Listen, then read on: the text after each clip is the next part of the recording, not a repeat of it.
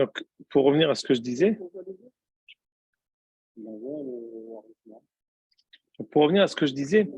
la différence entre toutes les galouillottes, c'est que, et ça c'est aussi un autre exemple, on sait qu'il y avait une galoute en Égypte extraordinaire. Par exemple, la synagogue d'Alexandrie, on dit il y avait Shishim, Ribo, Shishim. Qu'est-ce qui est sorti de là-bas? Rien. Pourquoi il n'est rien sorti? Parce qu'ils ont fait même un centre de culte à Alexandrie. Ils ont fait comme s'ils étaient tellement entre eux. Ils ont fait comme si c'était à Jérusalem. Ils ont fait comme si c'était à Jérusalem. Ils ont fait même des corbanotes. Ils ont fait les temples et les corbanotes. Hazakoubaour. Il a fait Méod. Qu'est-ce qui est sorti d'eux? N'a rien. Ni Shas Bavli, ni Shas Yerushalmi, ni Rishonim, ni Midrashim, ni rien du tout. Rien. Parce que finalement, ce qui nous tient, on va dire le sel, la chose qui nous permet de continuer, de perdurer, de survivre en galoute, c'est la tzipia l'ishua qu'on continue en Haute-Sahara. Cette tzipia l'ishua, c'est ça ce qui nous garde. Par contre, quand on coupe le cordon, en fait, c'est comme le cordon ombilical. Et quand on coupe le cordon ombilical, c'est fini. On n'a plus de hayout et on est en déperdition. C'est ça comment dire? C'est ça le point commun de toutes les galouillottes. C'est pour ça que maintenant, j'ai entendu peut-être l'un des responsables communautaires en France qui a dit non, toujours le Rav Sitruk de tout temps, il a toujours été entre guillemets sioniste en cela qui disait j'envoie mes enfants en Israël. Partez en Israël, celui qui peut qu'il parte, j'encourage. Sans parler, c'est-à-dire des dysfonctionnements en France, il a toujours poussé à aller en Israël, il parlait toujours de manière positive, de manière encourageante. Ici, le discours il est différent maintenant. On dit non, le juif dans la cité, nous avons un rôle, le rôle du juif dans la cité, et que lorsque il y a eu récemment un ministre d'Israël, ou même Benjamin Netanyahu qui a dit montez tous, il y en a qui a dit non, pas du tout, il faut rester. C'était il n'y a pas longtemps, non? Qu'est-ce qui a été dit? Parce que je ne me rappelle pas.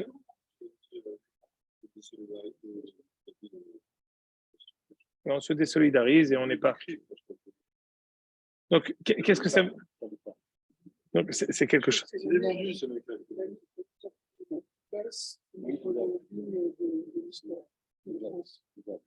C'était grave. Moi, on ne peut pas s'imaginer parfois les phrases. Une seconde, Mehila. Quelle est la responsabilité de chaque personne, on va dire, de Tzibour? Vous savez, par hasard, j'ai eu un juif, quelqu'un, Yehudi Mitzarfat Hachouv, les Ma'ala Migil Shmonim, qui a contribué, qui m'a aidé à construire la synagogue dans laquelle on se trouve, qu'on a construit avec toute la communauté, avec ma famille. Il est venu, première chose qu'il a fait, il a pleuré. Il m'a tovu alecha Yaakov. Il a voulu lui réciter la bénédiction de chez Yano. Il tragash timéod. Adé arrivé à on a parlé. Je lui ai dit, il m'a dit, moi j'ai toujours voulu construire en Israël, faire. J'ai quasiment construit un immeuble entier à Jérusalem. J'avais un commerce de cuir. Et l'année où Brigitte Bardot a dit qu'il faut arrêter le cuir et les fourrures, tout mon commerce, il s'est effondré, j'ai dû changer de travail. Imaginez-vous, donc ça c'est pour des ch'touillottes, elle ne représente qu'elle-même. C'est une personne que, pour les Français, elle est peut-être importante. Regardez l'impact. Alors imaginez-vous quand on est un responsable communautaire, parfois une personne de religion qui dit une chose pareille. On est parachat chez l'Arlecha, je n'ai pas fait exprès. Regardez un peu le prix des Meraglim qui étaient Kullam, Anashim, Hashem, Ben Israël, Hema. Qu'est-ce que finalement ils ont été, avec quelle gravité ils ont été punis? Parce que justement, quelqu'un qui est responsable, il doit faire très attention, surtout sur ces choses qui sont communautaires, et peut amener une communauté entière à la dérive la plus totale. Vas-y, Mehila. Non,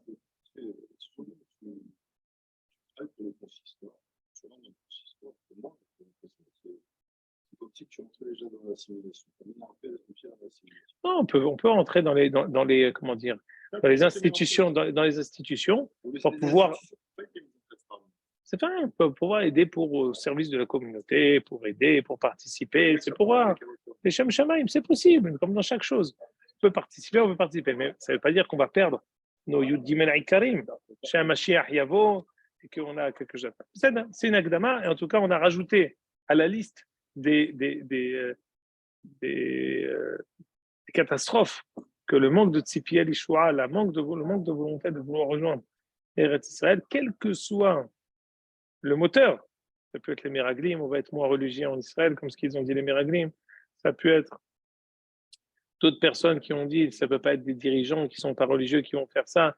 Et Ezra, ce qu'il a démenti avec les dirigeants qui étaient peut-être religieux, mais les personnes qui étaient à leur tête, eux, n'étaient pas des bonnes personnes, et malgré tout, ça leur a été reproché. Vas-y.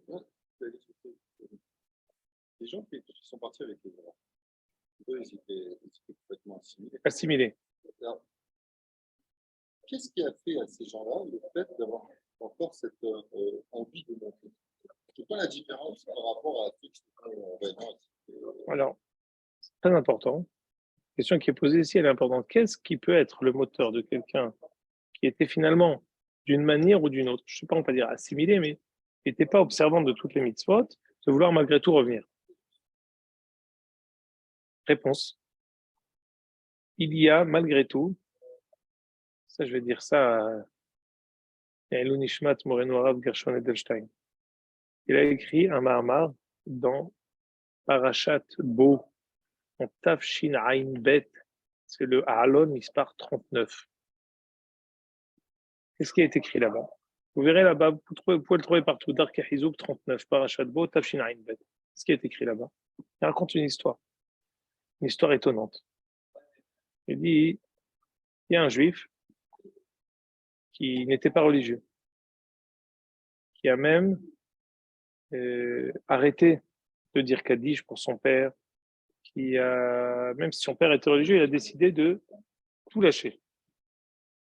Et on était en Angleterre, cette histoire elle se passe en Angleterre, c'était le moment où il y avait des manifestations pour justement la Tzara de Balfour. Il y avait un grand poulmousse, une grande discussion pour savoir est-ce qu'on fait ou on ne fait pas, est-ce qu'il faut avoir ce droit pour les Juifs du monde de regagner Israël, comme ce qui s'est passé au temps du Lord Balfour. Il y a une manifestation pour. Parmi eux, il y avait ce juif-là. Il était devant tous les manifestants. Les Anglais, ils n'ont pas aimé cette manifestation. Pour la disperser, ils ont tiré. Ils ont tiré Esh Haya sur les manifestants. Lui, il s'est fait tuer. Cette même personne pas religieuse. A dit alors Rabbi Edelstein, ce juif-là, il est comparé et comparable à l'histoire de Papous et Loulianous. Qui sont Papous et Loulianous? Il y a une grande Ta'anit Zayn Amoudou. Il dit qu'il y avait deux juifs. Il y a une xéra au temps de Tourianous. Tourianous, il a fait une xéra, il a dit il y a ma fille qui a été tuée par quelqu'un. Les goïms ont dit c'est une alila, c'est les juifs qui l'ont fait. Tourianous, il dit j'extermine tous les juifs de mon royaume. Papous et Loulianous ont décidé de se dévouer pour sauver la collectivité. Ils ont dit c'est nous, même si ce n'était pas eux. Et on dit que Papous et Loulianous, Harougeloud, En Kolbiria et Chola Liot Bimhid Satan. Ceux qui se sont sacrifiés pour la Ouma, il n'y a aucune créature qui peut être dans leur Houpa Bashamaim. Tellement leur madriga est haute, personne ne peut arriver à leur niveau.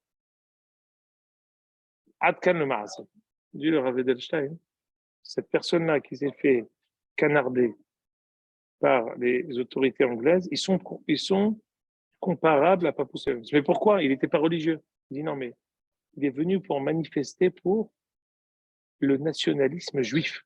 Ils sont pas, il était, mais Kouchia, ce Alon-là, il a fait un tollé à la Yeshiva de Mir et dans d'autres endroits. Et la semaine d'après, il a dit ce que j'ai dit la semaine dernière, qui a fait un lever de bouclier, je le répète. Il faut faire une distinction dramatique entre le nationalisme goy et le nationalisme juif. La Léoumiout, le Ham Israël, elle est Kedosha.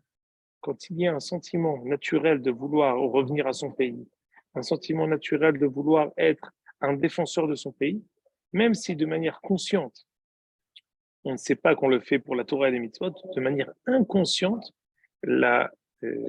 l'appartenance profonde à Am Israël, c'est ça ce qui nous pousse. Et la raison pour laquelle on n'est pas religieux, c'est qu'on est pris au piège et intoxiqué par énormément de passé et de vécu qui nous ont changé la donne pour pouvoir apprécier les choses telles qu'elles sont. Et c'est ça ce qu'il a dit. Hidouche Gadol. Je ne sais pas si je serais parti aussi loin que lui. Ah, pour dire qu'il n'était pas religieux. C'est cette même personne qui s'est fait tirer dessus. Non, pour dire qu'il a vraiment, en général, les gens, même s'ils ne sont pas religieux, ils disent le Kaddish pour leur père. Celui-là, non, il a tout abandonné.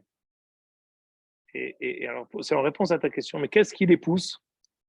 Il y a parfois, on va dire, un sentiment yesodi. C'est un peu tout ce qu'on avait dit, autant on avait étudié Sefer Melachim. C'était quoi le mérite, le mérite de Ahav? On avait ramené cette Gemara Yaakov. Le mérite de Ahav et de Omri. Pourquoi ils étaient rois? Parce que Omri, il a construit 2 Krachim Gdolim, il a construit 2 métropoles. Mais il était connu pour sa Avodah Zara, le monsieur Omri. Pourquoi, finalement, on dit pourquoi la Malchut de Ahav, elle a eu 3 générations. En général, dans la Malchut d'Israël, il n'y avait pas, c'était pas de père en fils. Tout la Malchut qui passe de père en fils, c'est Malchut de Yehuda. Avec Tsaï David Amelech, Yoshaphat, Yoshiyahu, Asa, tout ça, c'est Tsaï David Amelech. Mais les Malchés Israël, c'est pas, il y a Ravram ben Nevat, il y a Ahav, il y a Yehu, c'est pas une lignée. Ahav, il a une lignée de 3. La Gemara pose la question, mais quel mérite lui pour avoir une lignée de 3? Il dit non, parce qu'il a construit 2 grandes métropoles. Et alors? Qu'est-ce qu'il a fait? De construire des villes, c'est un mérite. On dit également à propos de Ahav, quand il s'est fait tirer dessus, quand il était dans la charrette avec Yehoshaphat, il s'est pris une flèche dans le cœur. Il est resté droit comme un i pour garder le kavod de Malchut Israël. Quel mérite? Une Malchut Israël pourrie, comme celle de Ahav, où ils sont tous en Avodah Zara. Quel est le mérite de rester et de garder le kavod de Malchut? Et pourquoi on dit que Eliyahu, il est parti vers Ahav, Vaishamnes, Motman, prenez kavod Malchut? C'est une Malchut qui est à décrier? Réponse, non. Il y a une madriga yesodite. Attention, cette madriga yesodite, on ne se suffit pas à elle, mais elle existe, qui est d'avoir un corps national avec un dirigeant, avec la construction. C'est comme si tu me dis, quel est l'intérêt, quel est le but d'un enfant de 0 à 18 ans, il ne sert à rien, parce qu'il n'a que le corps. Quand est-ce que le da'at, il va arriver? À 13 ans, à 18 ans, quand est-ce qu'il va être effectif? Tout le reste, c'est du bisbouze. Pas du tout. Il y a toujours, on construit le Alamazé, les fêtes intermédiaires, on construit d'abord le corps et dessus, on fait la Neshama. Au fur et à mesure, toute cette avoda, on va dire toute cette avoda de tous les, de Dallat Ha'am, le Ramassi qui était au temps de Ezra, qui a construit, ben, eux, ils ont construit les murs. C'est ça leur mérite. C'est quoi ce qui les pousse? C'est le sentiment naturel et bari, on va dire naturel et bon, de vouloir, et sain, exactement, de vouloir regagner sa terre, de vouloir appartenir à un corps national, construire, pour ensuite arriver à ce que Eliyahu Hanavi va réussir à faire. Parce qu'il va faire en sorte que tout Israël va dire Hachem ou Elohim, et il va les amener finalement des dizaines d'années après, avec la force de Eliyahu Hanavi, grâce à la émouna de Eliyahu Hanavi, va réussir à les transcender, à faire en sorte que tous ils vont reconnaître, ils vont dire Hachem ou Elohim, et on va voir ce feu céleste qui va sortir dans le Hara Carmel et qui va amener une akara extraordinaire. On va après prospérer dans même Malchut Israël. Donc on voit qu'il y a un erech à ça, et cette valeur-là, elle apparaît tout au long du Tanakh. Et c'est ça, c'est quelque chose qui est yesodi, qui nécessite d'être parfait, d'être arrangé, d'être. On ne se suffit pas à ça, mais c'est quelque chose qui existe. C'est pas un travail sur soi, parce que c'est un sentiment, c'est pas en œuvre, on va pas pour ceux qui l'ont, ça va, mais pour ceux qui l'ont pas, comment tu fais? Parfois, quand quelqu'un est tellement malade, il n'a même plus le goût, il n'a même plus l'odorat. Ça arrive. À ce moment-là, on lui donne à manger, on lui donne à boire, on le fait dormir, et après, il arrive à tout ça. Maintenant, j'aimerais arriver à là où on en était dans Sefer Ezra, s'il vous plaît. Vous avez un livre pour moi, peut-être, monsieur Alimi? Merci, pardon. Ezra Dalet.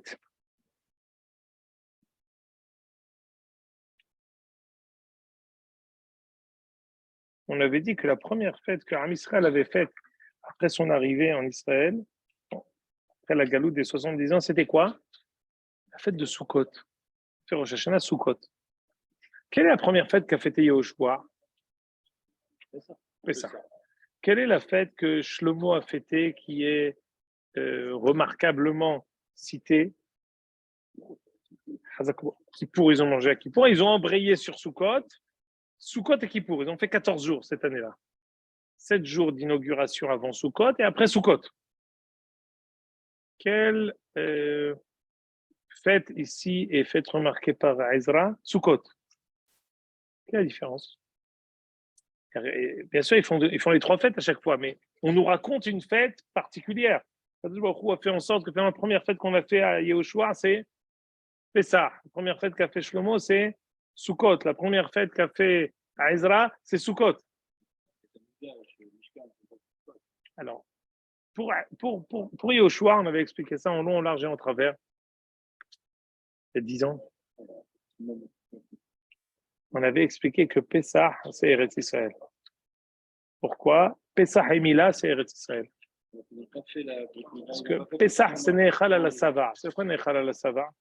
Eretz Israël, il y a même un Eirech, il y a une valeur même au travail matériel. La Achila en Eretz Israël, elle a même une valeur de mitzvah. À l'image de quelqu'un qui mange quand il n'a pas faim. C'est quoi quand on mange quand on n'a pas faim? On ne mange pas pour subsister. On mange parce qu'il y a une mitzvah de manger comme une achila des kodashim, comme la achila de Adam Arishon. Adam Arishon, pourquoi il mangeait? Il ne devait pas mourir. Il mangeait, le Gemara dit, comme s'il mangeait des corbanotes, comme s'il mangeait de la trouma, comme s'il mangeait des corbanotes qu'on fait que on mange quand on mange la matzah, c'est-à-dire le harpikoman, on ne le prend pas parce qu'on n'a plus faim. On le fait pour la mitzvah. C'est une achila qui est aliona, une achila de mitzvah. On commence là à arriver en Eretz Israël parce que finalement il y a un RR, il y a une valeur intrinsèque même à l'action matérielle. L'action matérielle n'est pas seulement conditionnée par le moyen qu'elle est, elle a même un but en soi. C'est-à-dire, Ayen Sham, on ne peut pas tout dire. Au temps de Shlomo, on a commencé par Sukkot, on a fait par Yom Kippur. On avait expliqué quand on avait parlé de Melachim que le summum de Malchut Shlomo, quand on avait parlé de Shlomo, c'est quoi le summum? C'est qu'ils ont mangé à Kippur. C'est qu'ils ont mangé à Kippur. Et que finalement, ils sont arrivés à un point où la différence entre la volonté et l'action, il est minime. On fait ce qu'on veut, on veut ce qu'on fait. La madriga rouhanite qu'on a, elle est tellement grande qu'il n'y a même pas la peine, c'est même pas la peine de jeûner le jour de Kippour. On est arrivé à une madriga tellement aliona où même jeûner à Kippour, c'était pas la peine. D'habitude, quand un corps il est dans ce ramazé, il a besoin de jeûner pour arriver à une certaine kedusha. Au temps de Shlomo, on était arrivé à la pleine lune, on était arrivé au tikkun Shalem, à tel point qu'on pouvait même manger à Kippour. Mitbakesh, Mimeila, la fête de Sukkot. C'est quoi la fête de Sukkot? Même les arachim les plus shootim, comme dormir, comme manger, comme boire, même ces valeurs les plus élémentaires, elles deviennent une mitzvah. C'est un madrigat Shlomo, où en fait le corps avait été élevé pour voir dans chaque corps, dans chaque action du gouffre, une mitzvah comme ce qu'on a à Sukkot. Ce qu'ils avaient chaque moment, le Gaon de Vilna dit qu'il y a 2 mitzvot qui ressemblent. C'est la mitzvah de Sukkot et Eretz Israël. Sukkot et Eretz Israël, ils ont le point commun que chaque acte qu'on fait, c'est une mitzvah. Notre propre metsiout ici, en Eretz Israël, Arba Amot, c'est une mitzvah. Dans la soukha, hein, le fait même d'être dans la soukha, c'est une mitzvah. La seule mitzvah qui nous entoure, qui nous enlace, qui nous prend chez Otef et Totano depuis le début jusqu'à la fin. Eretz Israël et Sukkot, 50 de Vina Yadou. Donc ça tombe bien. Pour Ezra, ça tombe bien aussi, qui est Sukkot. Mais attention, c'est un autre Sukkot. Le Sukkot de Ezra, hein, il est d'une autre nature que le Sukkot de Shlomo. Pourquoi? Parce qu'on n'est plus dans la même madriga. On est après la descente de Ram Israël. On est après la faute. On est après la destruction du premier Beth Amikdash. On est après la galoute des 70 ans. On revient alors qu'on est Havoulim. On revient alors qu'on est blessé des 70 ans de galoute. On n'a plus la même madriga. On pleure. Il y en a qui pleurent, qui disent, on avait dit, ça terminait comment le Pérec? La voix de ceux qui ont pleuré, la voix de ceux qui étaient heureux s'est confondue pour faire un grand bruit. On pleure, on n'est pas à la même madriga, c'est pas le Kol Teroa qui avait au temps de Shlomo qui était qu'un cri de joie. Ici, c'est un cri qui est de pleurs et de joie. Quelle chose on connaît dans le chasse qui est propre à Ezra à Sofer? Une takana de Ezra. Plusieurs takanot. Asar takanot tiken Ezra. Quelle est l'une des takanot qu'a fait Ezra? Mis à part les takanot de Kriyat Torah, on a filé à Ezra la takana suivante. Baal Keri, Asur Bedivrei Torah Ad Sheitvol. Quelqu'un qui a eu un écoulement de son corps, il n'a pas le droit d'étudier la Torah avant qu'il se trempe. C'était pas vrai avant. Avant, au temps de Shlomo HaMelech, Rabbi Yehuda Omer, En divrei Torah mekabelim tum'a lo kodvari ka'esh uchpati shepotzet salah. Quelqu'un qui étudie la Torah, il n'a pas besoin de se tremper avant. La Torah, elle n'est pas mekabelet tum'a. Pourquoi il n'y a pas besoin d'éveiller le âme à la Tahara? Parce que la Madriga était très haute. C'était le temps de Shlomo HaMelech. Et quand on est en descente, au temps de Ezra, on est en descente, et quoi? Et là maintenant, et là c'est la chose sur laquelle je voulais essayer de mettre le doigt aujourd'hui. Ezra, c'était le Gdolador. Plus exactement, c'était en tout cas le Mehaner du Dor. Ezra a fait une takana du temps de la construction du deuxième Beth Amikdash. Quelle est-elle? Il a voulu attacher le peuple, pas seulement à la Rouhaniyot, mais aussi au corps. Ça veut dire quoi? Être conscient, être kashour, avoir une conscience que il ne suffit pas d'être attaché avec Akadosh Baruch Hu par le sechel. Avant, l'attachement à Akadosh Baruch Hu, il était total. Corps, regesh, dimion, sechel. C'était au temps de Shlomo, il n'y avait pas de pa'ar entre le corps. Pourquoi on fait des averot? Les averot, c'est le pa'ar, on va dire, le décalage qui existe entre ce qu'on veut et ce qu'on fait. On veut beaucoup de choses. Il y a quelqu'un, qu'est-ce que tu veux faire? Il dit, cette année, je vais me lever à 6 heures tous les matins. Je vais étudier la Torah jusqu'à minuit.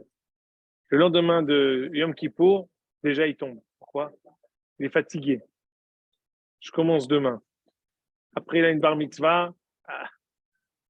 Après, Kevan de Ithaïthaï, Batel ou Voutal. Mais pourquoi? Vous savez quelles sont toutes les kavanotes que tu avais? Il y a un para entre le corps et les volontés. C'est comme ça. Le corps, d'une manière ou d'une autre, il nous tire vers le bas. Au temps de Ezra a décidé, en tant que Mehaner Hador, de sensibiliser le corps, de faire un tikkun du corps. C'est quoi le tikkun du corps? Tu ne peux être attaché à la Torah que par le da'at. Avant d'étudier la Torah, tu dois aussi te purifier. Tu dois purifier le corps. Tu dois, comment dire, tu dois te tremper. C'est quoi se tremper? Se tremper, ça veut dire on doit aller cacher le corps, on doit aller cacher le matériel avant de s'approcher de la Torah. Ça, c'est le hinour de Ezra Sofer. Être attaché au Beth Amikdash pas avec le tzad rouhani, mais être aussi attaché avec le tzad gashmi. Maintenant, attendez. Qu'est-ce qui est écrit dans le chasse? Hachamim bitloua litviluta de Ezra. On est parti en galoute. Mais pourquoi? Parce qu'en galoute, on n'a pas la possibilité d'être attaché avec Kadosh Baruch Hu par le regesh, le dimion, le corps. Parce qu'on n'a plus de goufléomi, on n'a plus de peuple. Quand on est un peuple, il y a des hotsmots, regarde ici. Il y a un besoin de pouvoir guider la jeunesse, de guider les enfants. Enfin, si tu laisses le vide pour ce qui est chanson, pour ce qui est loisir, pour ce qui est imagination, ça ne se remplit pas par de la Torah, par des choses kedoshim, ça se remplit par autre chose. Quand tu es en France, tu peux faire ce qu'on appelle une hatzitza. Tu dis, moi, je suis juif à la maison, et en dehors, tout ce qui est en dehors, je fais abstraction. Je n'ai pas forcément de besoin d'être nourri par l'extérieur, parce que j'ai deux vies. Chacun, il est particulier. C'est un particulier, c'est un yahid. Mais en Israël, c'est pas possible. Ça, tu vas quoi? Tu vas te fermer d'où? De l'intérieur, mais l'extérieur, l'intérieur, c'est la même chose. D'une certaine manière, on a enlevé les méritzot. C'est-à-dire que c'est bien. Aval, c'est quelque chose qui existe. On est maintenant attaché à un goufflet au milieu. Quand on va en galoute, notre kécher avec Kadosh Baruch Hu,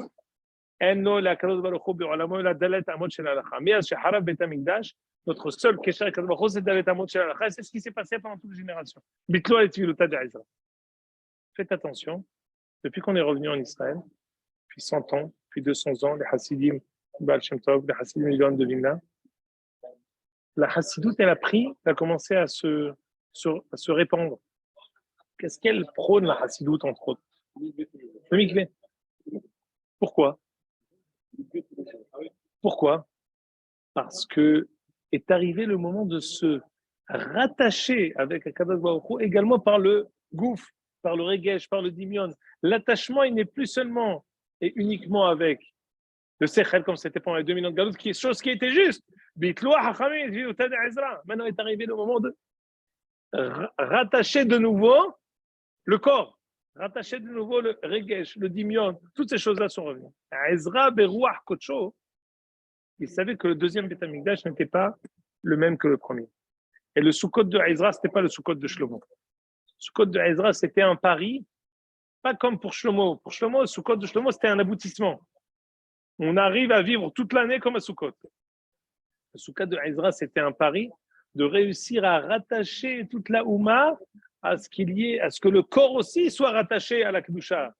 La Achila, la Shtiya, la Shena, le Tioul, tout ça aussi soit rattaché à la Kedusha.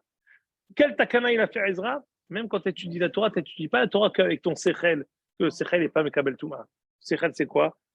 Alors, le Kodvarikaesh, c'est comme le feu, attrape le feu, tu ne peux pas l'attraper. Et non Mekabel Touma. Tu veux étudier la Torah aussi avec le corps. Tu veux étudier aussi la Torah. Avant d'étudier la Torah, tu dois te tremper. Le fait que tu te trempes, Zema Shegorem, le Kesher et avec le gouffre et avec le Sechel dans l'étude de la Torah. On a fauté, on a Galout, on a annulé la Tvila de Ezra. On revient et revenu. Ici, je vous ai photocopié une pisca un peu compliquée à lire, mais je voulais quand même.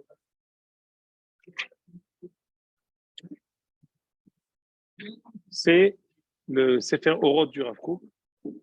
Ici, dans la pisca Lamedhe, dans la page Hamoud Pe Aleph, regardez ici. Regardez environ 2, 4, 6, 8, 10. Il y a la 10e ligne de cette pisca. Lechatchila bimei Ezra haïta megama lekacher et Israël la kodesh ve'amikdash. Pas seulement de s'attacher au Beth Amikdash par le tzad Elion du Beth Amikdash, et là, gam betzad atahtiti, même du côté du corps. Shu echad midarkei achinuch haklalim shel hauma. Ve'uvleta tahara. Ezra, il a mis l'accent sur le mikvé. Point. D'où la takana de Ezra. De quoi? De parler kerit tzrichim tvila. À Galout, on me souviens la 12e ligne. À Galout, c'est dildela et kohot arikshim ve'atziurim. La Galout, elle a affaibli énormément tout ce qui est des kohot, on va dire, tout ce qui est imaginaire, tout ce qui est abstrait, ça a été pris. Am Israël en Galout, il est handicapé. On n'a plus de névoie, on n'a plus rien. Tout ce qui est abstraction, tout ce qui est inspiration, tout ça nous a été pris.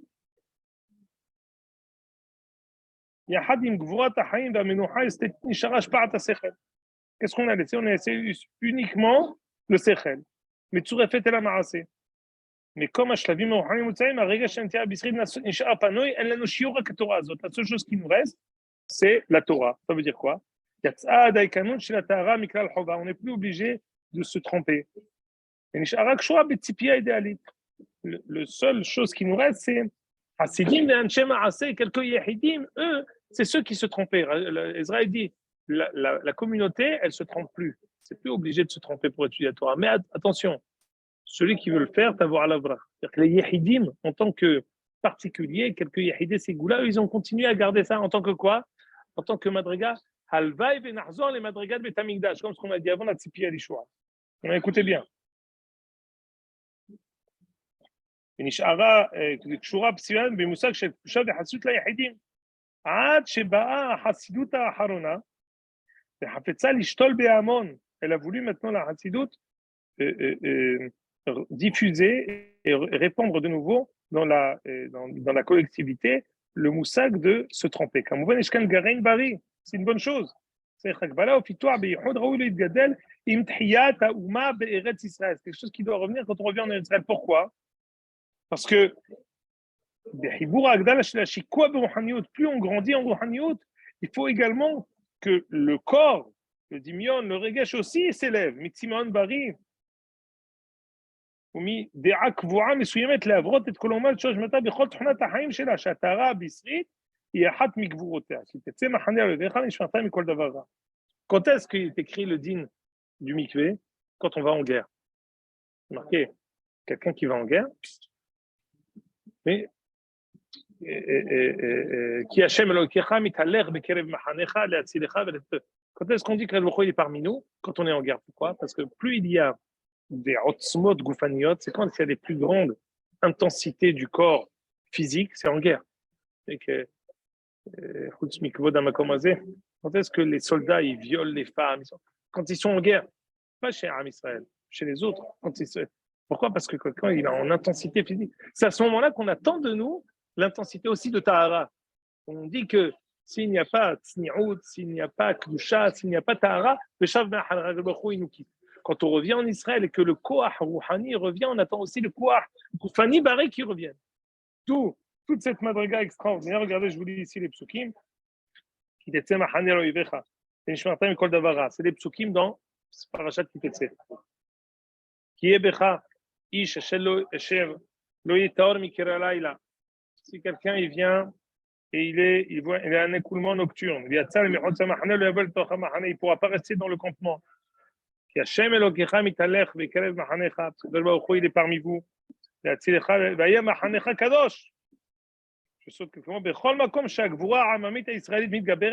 Lorsque la force physique elle s'intensifie, on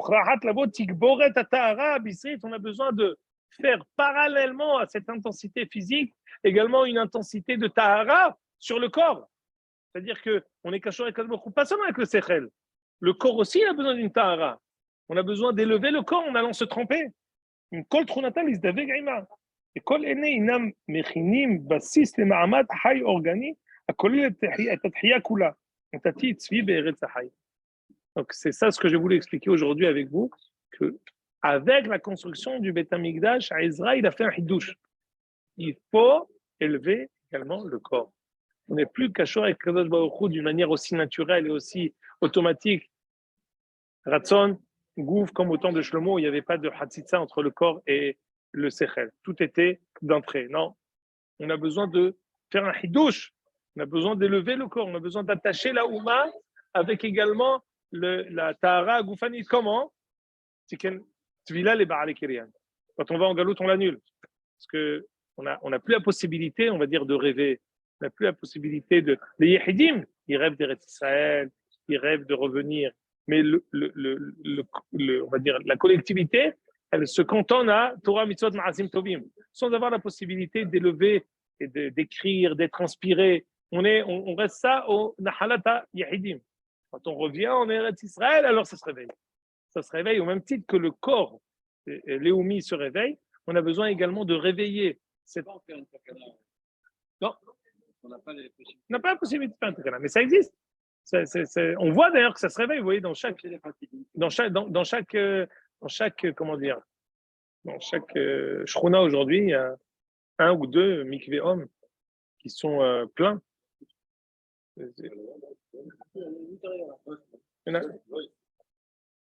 Pourquoi? Pas seulement parce que les douches, elles sont bien. Parce que c'est d'avoir un miti, quelque chose qui est mis de bakage quand on arrive au moment de Tchiyat Haouma. Adkan le'ayom, je dois partir à Arbit, Hazak ou Baruch. Qu'est-ce que tu m'as dit, Yaakov? Tu m'as pas dit, tu n'as pas réagi.